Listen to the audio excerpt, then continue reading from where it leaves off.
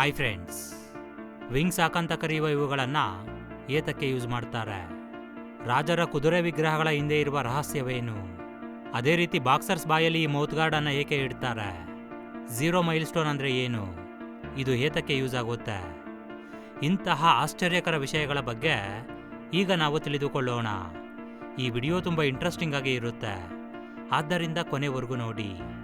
ಇಷ್ಟ ಆದರೆ ಲೈಕ್ ಮಾಡಿ. ಇಲ್ಲಿ ಕಾಣಿಸುತ್ತಿರುವ ಇದನ್ನು ನೀವು ತುಂಬ ಕಡೆ ನೋಡೇ ಇರ್ತೀರಾ. ಇವು ಹೆಚ್ಚಾಗಿ ಏರ್ಪೋರ್ಟ್ ಹತ್ತಿರ ಅಥವಾ ದೊಡ್ಡ ದೊಡ್ಡ ಫ್ಯಾಕ್ಟ್ರಿ ಬಿಲ್ಡಿಂಗ್ಸ್ ಮೇಲೆ ಕಾಣಿಸುತ್ತೆ.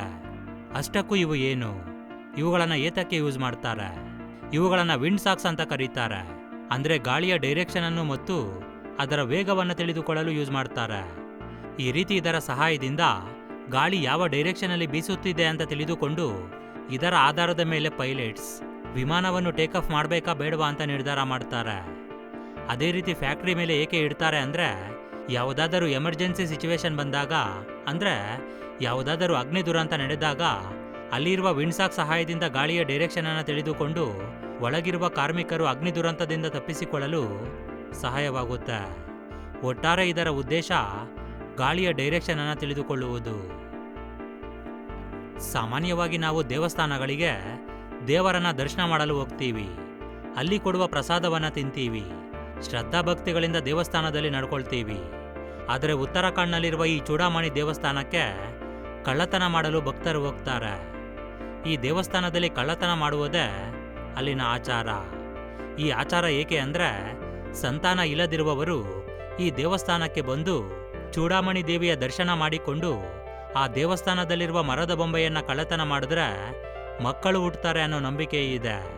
ಈ ರೀತಿ ಸಂತಾನ ಭಾಗ್ಯಕ್ಕಾಗಿ ಬಂದ ಭಕ್ತರೆಲ್ಲರೂ ಈ ದೇವಿಯ ದರ್ಶನವನ್ನು ಮಾಡಿಕೊಂಡು ಯಾರಿಗೂ ತಿಳಿಯದಂತೆ ಮರದ ಬೊಂಬೆಯನ್ನು ಕಳ್ಳತನ ಮಾಡಿ ಹೋಗ್ತಾರೆ. ನಂತರ ಮಕ್ಕಳಾದ ಮೇಲೆ ಮತ್ತೆ ಆ ದೇವಸ್ಥಾನಕ್ಕೆ ಬಂದು ಮರದ ಬೊಂಬೆಯನ್ನು ಅಲ್ಲೇ ಇಡ್ತಾರೆ. ಆಚಾರಗಳು ಎಷ್ಟೇ ವಿಚಿತ್ರವಾಗಿದ್ರೂ ನಂಬಿಕೆ ಅನ್ನೋದು ಇದೆ ಅಲ್ವಾ, ಅದು ತುಂಬ ದೊಡ್ಡದು. ಕೇವಲ ಸಂತಾನ ಸಮಸ್ಯೆ ಮಾತ್ರವಲ್ಲ, ನಮಗೆ ಯಾವುದೇ ಸಮಸ್ಯೆ ಇದ್ರೂ ಕೂಡ ಯಾರಾದರೂ ಬಂದು ಈ ಸಮಸ್ಯೆ ದೂರ ಆಗಲು ಆ ದೇವಸ್ಥಾನಕ್ಕೆ ಹೋಗಿ ಆ ರೀತಿ ಮಾಡಬೇಕು ಈ ರೀತಿ ಮಾಡಬೇಕು ಅಂತ ಹೇಳಿದ್ರೆ ಖಂಡಿತ ಅದನ್ನು ನಾವು ನಂಬಿ ಆ ದೇವಸ್ಥಾನಕ್ಕೆ ಹೋಗ್ತೀವಿ. ಏಕೆ ಅಂದರೆ ನಮ್ಮ ಸಮಸ್ಯೆ ಅಂಥದ್ದು. ಅದೇ ರೀತಿ ಇದು ಕೂಡ. ಸಿಮ್ ಕಾರ್ಡನ್ನು ಒಂದು ಕಡೆ ಏಕೆ ಕಟ್ ಮಾಡಿರ್ತಾರೆ, ಅದೇ ರೀತಿ ಮೊಬೈಲ್ನಲ್ಲಿ ಸಿಮ್ ಇಡುವ ಸ್ಲಾಟ್ ಕೂಡ ಒಂದು ಕಡೆ ಕಟ್ ಆಗಿರೋ ರೀತಿ ಇರುತ್ತೆ. ಇವೆರಡಕ್ಕೂ ಒಂದೇ ಕಾರಣ ಇದೆ. ಅದೇನು ಅಂದರೆ, ಸಿಮ್ಗೆ ಗೋಲ್ಡ್ ಕಲರ್ನಲ್ಲಿ ಒಂದು ಪಾರ್ಟ್ ಇರುತ್ತೆ ಅಲ್ವಾ, ಅದರಲ್ಲಿ ಪಿನ್ಸ್ ಅನ್ನುವ ಚಿಕ್ಕ ಚಿಕ್ಕ ಭಾಗಗಳು ಇರುತ್ತೆ.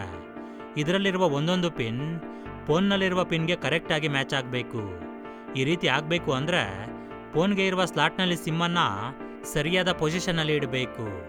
ಆದರೆ ಆ ಫೋನ್ನಲ್ಲಿರುವ ಸ್ಲಾಟ್ಗೆ ಆಲ್ರೆಡಿ ಕಟ್ ಆದ ಪೊಸಿಷನ್ ಇರೋದ್ರಿಂದ ನಮಗೆ ಅದರ ಬಗ್ಗೆ ಗೊತ್ತಿಲ್ಲದಿದ್ದರೂ ನಾವು ಈಸಿಯಾಗಿ ಆ ಪೊಸಿಷನ್ನಲ್ಲಿ ಇಟ್ಟು ಸ್ಲಾಟನ್ನು ಕ್ಲೋಸ್ ಮಾಡ್ತೀವಿ.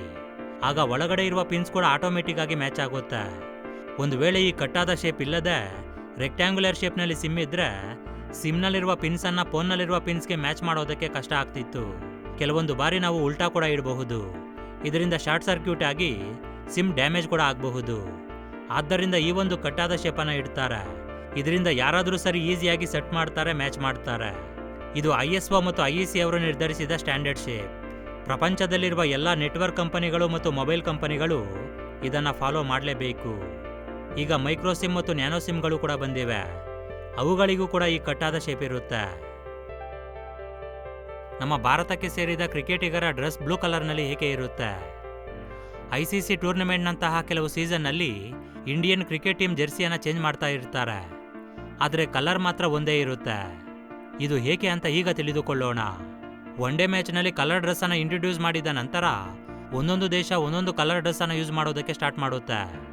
ಆಗ ನಮ್ಮ ಭಾರತ ಕೂಡ ನ್ಯಾಷನಲ್ ಫ್ಲಾಗ್ನಲ್ಲಿ ಇರುವ ಕಲರನ್ನು ಆಯ್ಕೆ ಮಾಡಬೇಕು ಅಂತ ಅಂದುಕೊಳ್ಳುತ್ತೆ. ಆದರೆ ನಮ್ಮ ನ್ಯಾಷನಲ್ ಫ್ಲಾಗ್ನಲ್ಲಿರುವ ಸ್ಯಾಫ್ರನ್ ಕಲರ್ ಭಾರತೀಯರಿಗೆ ಚಿಹ್ನೆಯಾಗಿ ಇರುತ್ತೆ. ಆದರೆ ಆ ಸಮಯದಲ್ಲಿ ಕೆಲವು ರಾಜಕೀಯ ಪಾರ್ಟಿಗಳು ಈ ಬಣ್ಣವನ್ನು ಬಳಸಿಕೊಂಡ ಕಾರಣ ಇದನ್ನು ಬಳಸೋದು ಒಳ್ಳೆಯದಲ್ಲ ಅಂತ ಭಾವಿಸ್ತಾರೆ. ಅದೇ ರೀತಿ ವೈಟ್ ಕಲರನ್ನು ಆಲ್ರೆಡಿ ಟೆಸ್ಟ್ ಮ್ಯಾಚ್ಗಳಲ್ಲಿ ಬಳಸ್ತಿದ್ದಾರೆ. ಅದೇ ರೀತಿ ಇದರಲ್ಲಿ ಅಷ್ಟೊಂದು ಅಟ್ರಾಕ್ಷನ್ ಕೂಡ ಇರೋದಿಲ್ಲ. ಆದ್ದರಿಂದ ಇದನ್ನು ಕೈ ಬಿಡ್ತಾರೆ. ಮತ್ತೆ ಗ್ರೀನ್ ಕಲರನ್ನು ಪಾಕಿಸ್ತಾನವರು ಆಲ್ರೆಡಿ ಆಯ್ಕೆ ಮಾಡಿಕೊಂಡಿದ್ದಾರೆ. ಆದ್ದರಿಂದ ಅಶೋಕ ಚಕ್ರದಲ್ಲಿರುವ ಬ್ಲೂ ಕಲರನ್ನು Indian cricket team jersey colour ಆಗಿ ಆಯ್ಕೆ ಮಾಡ್ತಾರೆ. ಈ ರೀತಿ Indian cricket team jersey colour blue ಕಲರ್ನಲ್ಲೇ ಇರುತ್ತೆ. ನಾವು ಸಾಮಾನ್ಯವಾಗಿ ಕುದುರೆಗಳ ಮೇಲೆ ಇರುವ ರಾಜರ ವಿಗ್ರಹಗಳನ್ನು ನೋಡೇ ಇರ್ತೀವಿ. ಆದರೆ ಕೆಲವು ವಿಗ್ರಹಗಳಲ್ಲಿರುವ ಕುದುರೆಯ ಮುಂದಿನ 2 ಕಾಲುಗಳು ಮೇಲೆ ಇರುತ್ತೆ. ಇನ್ನೂ ಕೆಲವು ವಿಗ್ರಹಗಳಲ್ಲಿ 1 ಕಾಲು ಮೇಲೆ 1 ಕಾಲು ಕೆಳಗೆ ಇರುತ್ತೆ. ಇನ್ನೂ ಕೆಲವು ವಿಗ್ರಹಗಳಲ್ಲಿ 2 ಕಾಲುಗಳು ನೆಲದಲ್ಲೇ ಇರುತ್ತೆ. ಈಗ ಇದರ ಹಿಂದೆ ಇರುವ ರಹಸ್ಯ ಏನು ಅಂತ ತಿಳಿದುಕೊಳ್ಳೋಣ. ಈ ಕುದುರೆಗಳ ಕಾಲಿನ ಆಧಾರದ ಮೇಲೆ ಆ ರಾಜ ಯಾವ ರೀತಿ ಸತ್ತ ಅಂತ ತಿಳಿದುಕೊಳ್ಳಬಹುದು. ಅದು ಹೇಗೆ ಅಂದ್ರೆ, ಕುದುರೆಯ ಮುಂದಿನ 2 ಕಾಲುಗಳು ಮೇಲೆ ಇದ್ರೆ ಆ ರಾಜ ಯುದ್ಧದಲ್ಲಿ ಸತ್ತ ಅಂತ ಅರ್ಥ. ಒಂದು ವೇಳೆ 1 ಕಾಲು ಮೇಲೆ 1 ಕಾಲು ಕೆಳಗೆ ಇದ್ರೆ ಆ ರಾಜ ಯುದ್ಧದಲ್ಲಿ ಆದ ಗಾಯಗಳಿಂದ ಸತ್ತ ಅಂತ ಅರ್ಥ. ಅಥವಾ 2 ಕಾಲುಗಳು ನೆಲದಲ್ಲಿ ಇದ್ರೆ ಆ ರಾಜನಿಗೆ ಸಹಜ ಸಿದ್ಧವಾದ ಸಾವು ಬಂದಿದೆ ಅಂತ ಅರ್ಥ. ಬಾಕ್ಸಿಂಗ್ ಮಾಡುವಾಗ ಬಾಕ್ಸರ್ ಬಾಯಲ್ಲಿರುವ ಈ ವಸ್ತು ಏನು? ಇದನ್ನ ಹೇಗೆ ಇಟ್ಕೊಳ್ತಾರೆ? ಇದನ್ನ ಮೌತ್ ಗಾರ್ಡ್ ಅಂತ ಕರೀತಾರೆ. ಬಾಕ್ಸಿಂಗ್ ಮಾಡುವಾಗ ಮುಖದ ಮೇಲೆ ಪಂಚ್ ಕೊಟ್ಟಾಗ ಇದು ಬಾಕ್ಸರ್ನ ದಂತಗಳನ್ನ, ತುಟಿಗಳನ್ನ, ಅದೇ ರೀತಿ ಅಲ್ಲಿನ ಚಿಗುರುಗಳನ್ನ ಕಾಪಾಡುತ್ತೆ. ಅಂದ್ರೆ ಡ್ಯಾಮೇಜ್ ಆಗಿ ಬ್ಲೀಡಿಂಗ್ ಬರದಂತೆ ಕಾಪಾಡುತ್ತೆ. ಇದು ಎಲ್ಲರಿಗೂ ತಿಳಿದಿರುವ ವಿಷಯನೇ. ಆದ್ರೆ ಇದರ ಹಿಂದೆ ಇನ್ನೊಂದು ಕಾರಣ ಕೂಡ ಇದೆ. ಅದೇನು ಅಂದ್ರೆ, ಈ ಮೌತ್ ಗಾರ್ಡ್ ಬ್ರೈನ್ ಡ್ಯಾಮೇಜ್ ಆಗದಂತೆ ಕಾಪಾಡುತ್ತೆ. ಅದು ಹೇಗೆ ಅಂದ್ರೆ, ನಮ್ಮ ದಂತಗಳಿಗೆ ಸಂಬಂಧಪಟ್ಟ ಎಲ್ಲ ನರಗಳು ನೇರವಾಗಿ ಬ್ರೈನ್ಗೆ ಕನೆಕ್ಟ್ ಆಗಿ ಇರುತ್ತೆ. ಆದ್ದರಿಂದ ಯಾರಾದರೂ ದವಡೆ ಮೇಲೆ ಪಂಚ್ ಹೊಡೆದ್ರೆ ಆ ನರಗಳು ಕಟ್ಟಾಗಿ ಅದು ನೇರವಾಗಿ ಬ್ರೈನ್ ಮೇಲೆ ಪ್ರಭಾವ ಬೀರುತ್ತೆ. ಇದರಿಂದ ಬಾಕ್ಸರ್ ಅನ್ಕಾನ್ಷಿಯಸ್ಗೆ ಹೋಗುವ ಸಾಧ್ಯತೆ ಕೂಡ ಇರುತ್ತೆ. ಒಂದು ವೇಳೆ ಪಂಚ್ ಇನ್ನೂ ಜೋರಾಗಿ ಇದ್ರೆ ಬ್ರೈನ್ ಕೂಡ ಡ್ಯಾಮೇಜ್ ಆಗಿ ಹೋಗಬಹುದು. ಆದ್ದರಿಂದ ಈ ಮೌತ್ ಗಾರ್ಡ್ ಅನ್ನ ಕಂಪಲ್ಸರಿ ಇಟ್ಕೊಳ್ತಾರೆ.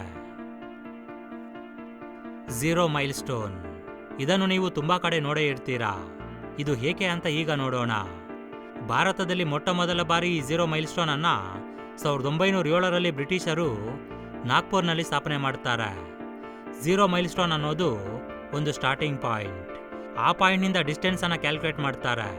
ಅಲ್ಲಿಂದ ಬೇರೆ ಕಡೆಗೆ ಎಷ್ಟು ಕಿಲೋಮೀಟರ್ ಇದೆ ಅಂತ ಅಳತೆ ಮಾಡ್ತಾರೆ. ಈ ರೀತಿ 0 ಮೈಲ್ ಸ್ಟೋನ್ ಅನ್ನೋದು ಒಂದು ಸ್ಟಾರ್ಟಿಂಗ್ ಪಾಯಿಂಟ್. ನಮ್ಮ ಭಾರತದಲ್ಲಿ ಮೈನ್ 0 ಮೈಲ್ ಸ್ಟೋನ್ ನಾಗ್ಪುರ್ನಲ್ಲಿ ಇದೆ. ಆದರೆ ಇಲ್ಲಿ ಪ್ರಶ್ನೆ ಏನು ಅಂದ್ರೆ, ಸ್ಟಾರ್ಟಿಂಗ್ ಪಾಯಿಂಟ್ ಅನ್ನೋದು ಕಾಶ್ಮೀರ್ನಲ್ಲಾಗ್ಲಿ ಅಥವಾ ಕನ್ಯಾಕುಮಾರಿಯಲ್ಲಿ ಇರಬೇಕಲ್ವಾ ಅಂತ. ನಮ್ಮ ಭಾರತವನ್ನು ಬ್ರಿಟಿಷರು ಪಾಲನೆ ಮಾಡುವ ಸಮಯದಲ್ಲಿ ನಾಗ್ಪುರನ್ನು ಭಾರತದ ಕೇಂದ್ರ ಬಿಂದುವನ್ನಾಗಿ ಮಾಡಿಕೊಂಡು ಪಾಲನೆ ಮಾಡ್ತಾರೆ. ಆಗ ಅಲ್ಲಿ 0 ಮೈಲ್ ಸ್ಟೋನ್ ಅನ್ನ ಸ್ಥಾಪನೆ ಮಾಡ್ತಾರೆ. ಇದಕ್ಕೆ ಚಿಹ್ನೆಯಾಗಿ ಅಲ್ಲಿ ಒಂದು ಕಂಬವನ್ನ, 4 ಕುದುರೆಗಳನ್ನು ನಿರ್ಮಾಣ ಮಾಡ್ತಾರೆ. ಈ 0 ಮೈಲ್ ಸ್ಟೋನ್ ಅನ್ನ ಸೆಂಟರ್ ಪಾಯಿಂಟ್ ಅನ್ನಾಗಿ ಮಾಡಿಕೊಂಡು ಭಾರತದಲ್ಲಿರುವ ಬೇರೆ ಪ್ರದೇಶಗಳನ್ನು ಅಳತೆ ಮಾಡ್ತಿದ್ರು. ಇವು ಫ್ರೆಂಡ್ಸ್ ಇವತ್ತಿನ ಕೆಲವು ಇಂಟ್ರೆಸ್ಟಿಂಗ್ ಫ್ಯಾಕ್ಟ್ಸ್. ಓಕೆ ಫ್ರೆಂಡ್ಸ್, ಈ ಒಂದು ವಿಡಿಯೋ ನಿಮಗೆ ಇಷ್ಟ ಆಗಿದ್ರೆ ಖಂಡಿತ ಲೈಕ್ ಮಾಡಿ, ಶೇರ್ ಮಾಡಿ. Thank you for watching friends. Have a nice day.